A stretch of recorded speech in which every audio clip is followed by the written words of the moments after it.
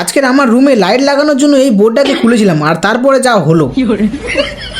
সকাল সকাল দাঁতে নুটি দিতে দিতে আমার চুলটাকে ঠিক করছিলাম। আমার থেকে আমার ওই চুলের দাম বেশি, ও তোমরা বুঝবে না। হ্যাঁ, তারপর ঘরে চলে আসলাম, আর আজকের এই লাইটগুলো আমার রুমে লাগাবো। তার জন্য এই বোর্ড থেকে আমাকে লাইট নিতে হবে, কিন্তু তার আগে মেনটা অফ করতে হবে, না হলে টপকে যাবো।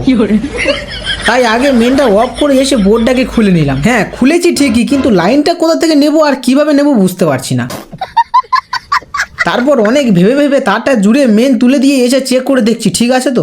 হ্যাঁ, এই তো চার্জ হচ্ছে, মানে ঠিক আছে। তারপর আমি আমার লাইটগুলোকে জায়গা মতো ফিটিং ফাটাং করে দেখি কারেন্ট নেই, আর 11টা বাজতে দেখি কারেন্ট এসেছে। চলো এবার জ্বালিয়ে দেখি।